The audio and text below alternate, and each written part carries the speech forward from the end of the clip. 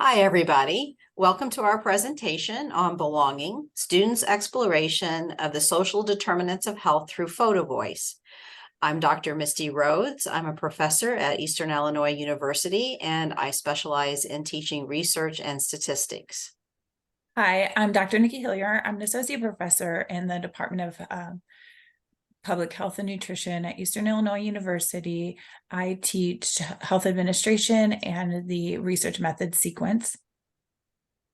Hello, I'm Amanda Harvey. I am the academic advisor and instructor at Eastern Illinois University in the Department of Public Health and Nutrition. I teach research methods and planning health programs. And I'm Dr. Lori DeRuiter-Willems, also an associate professor at EIU and Department of Public Health. My area that I focus on are social determinants of health and health literacy. I also teach our honors research courses. Stacy Knight Davis is one of our collaborators in this project also, and she is one of the librarians at Booth Library here at EIU and has been very instrumental in a lot of the work that we're doing here. So we're looking forward to sharing this today.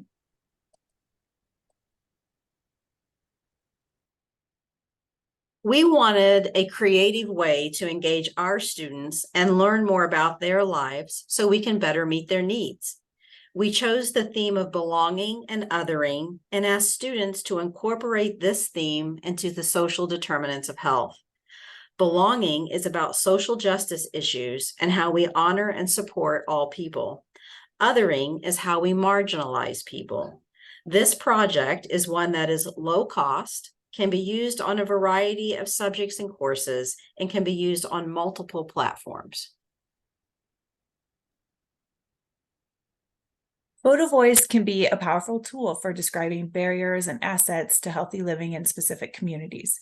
Community can be defined as people who share things in common that might be living spaces, experiences like disability, culture like EIU culture, student culture, African-American culture, and they take pictures or videos of things in their environment to express their needs in a meaningful way, ways that policymakers can really see and hopefully understand. While changing policy is one purpose, another purpose is for those who often do not have a voice or visibility to be heard.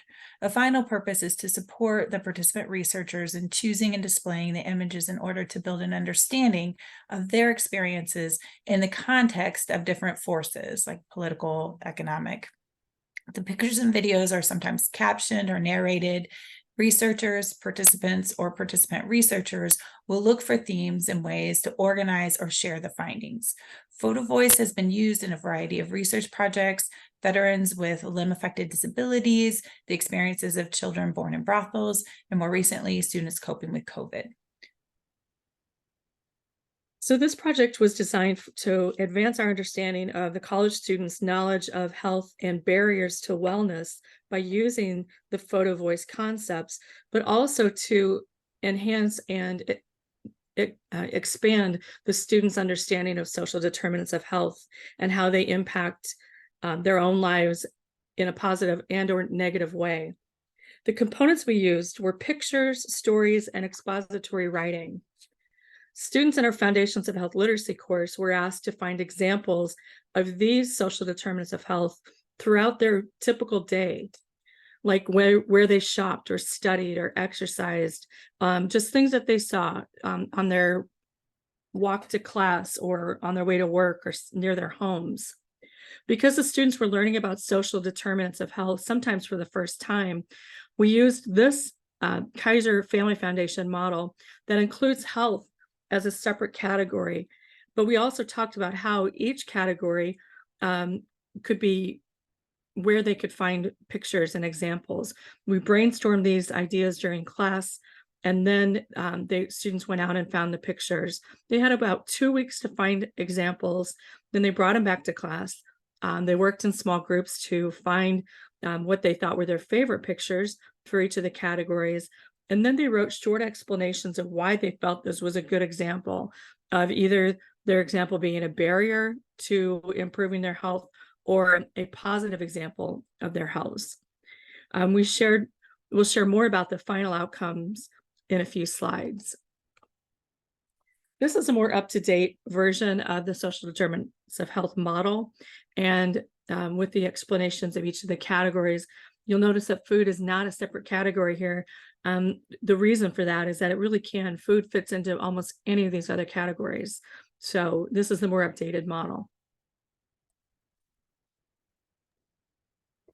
We worked with the EIU library to offer professional cameras to our students, but all of our students use their phone cameras, which actually works really well.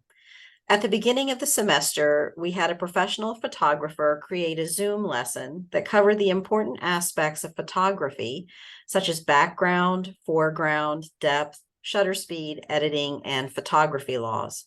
Students were also trained on ethics and given photo consent forms for those pictures that may have friends or family members versus public photography.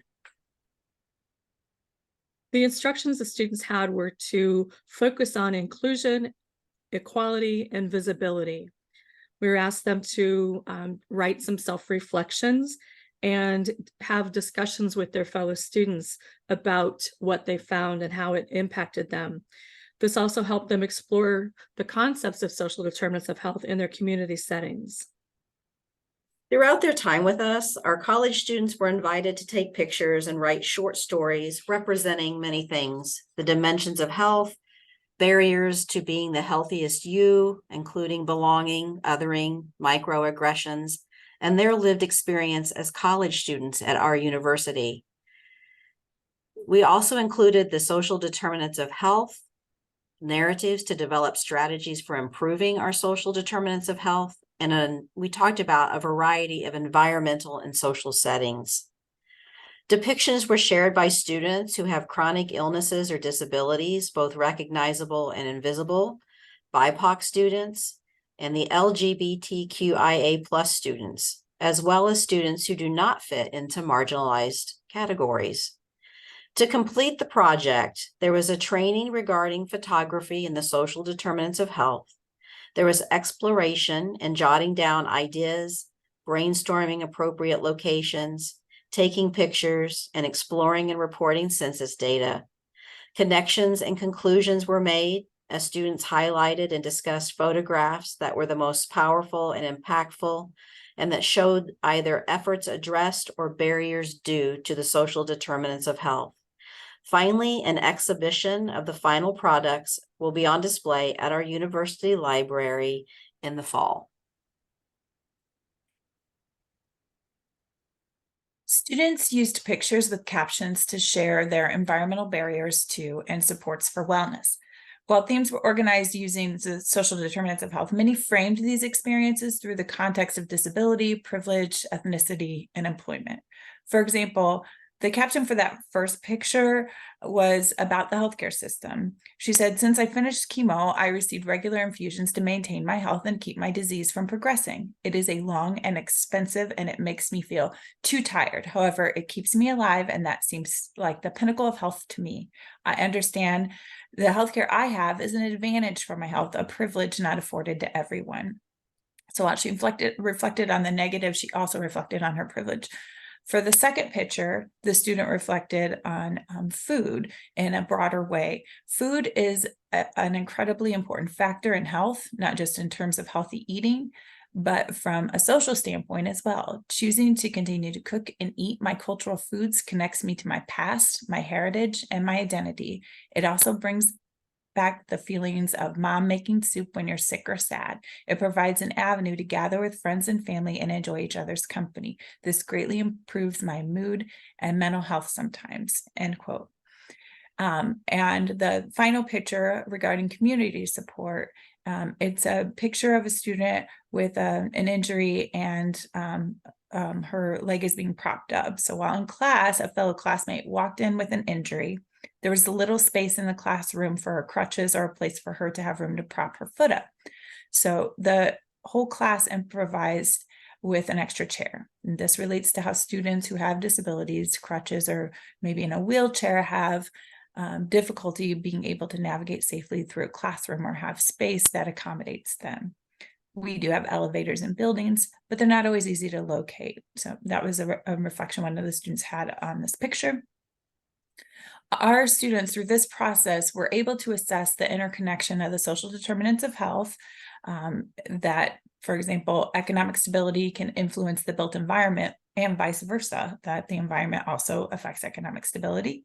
They were able to broaden their personal and collective lenses for a better understanding of what's happening on a personal, community, national, and environment and global scope. And they were able to engage in photography in a creative and meaningful way to better understand the world they live in and qualitative research.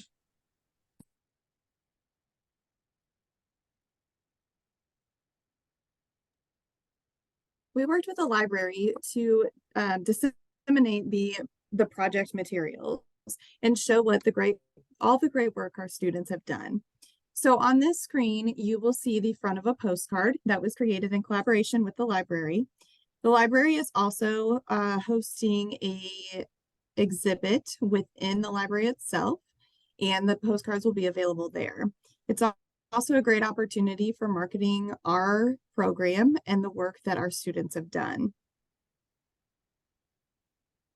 This slide is the back of the postcard. So we're able to give just a little bit more information about the project and show some more examples of the photos. We'll also have all materials available in our online library system, which is called the Keep. So any of the posters and materials that have been created will be available online through the library Keep. So just some final thoughts and conclusions. We found that this was a really meaningful experience for our students. It allowed them to explore how the social determinants of health matter to them, how they are layered and how they're different for everyone.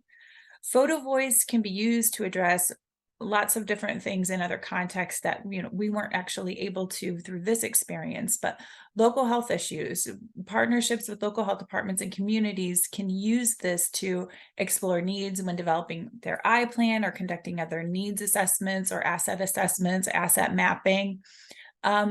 We can also use Photovoice to address belonging and othering. When people who are othered or ignored can share their experience visually, it provides more support for the needs in their environment and the specific community barriers to their health.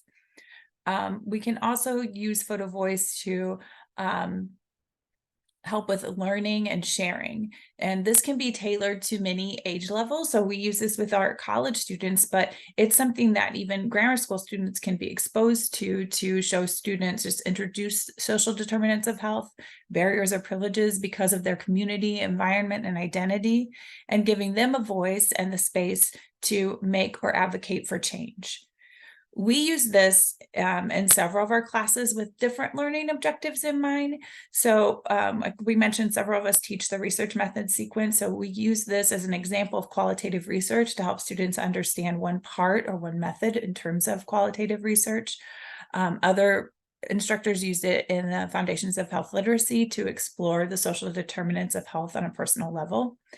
Other things that we've considered using this with our students are to just take one social determinant of health category weekly and find those things in our environments or in their environments that are supports for in that category or barriers in that category for health. We could also use this method in several classes. So even using the same pictures and the same narratives to scaffold the curriculum and connect, what they've taken pictures of in the foundations course, the research methods students can build on and categorize and connect themes with. We can also connect this method to program planning in terms of needs assessment, like we talked about health departments using for their I plan, learning about the target community and what their needs are instead of telling them what we think their needs are. Ways we can also use this to highlight student work and what we have found in terms of barriers and assets for the institution by hosting a photography showcase, any sort of research fair or opportunity like that. And we can also use this to encourage students to have work to present in like classes for discussions or state, local, or even national conferences.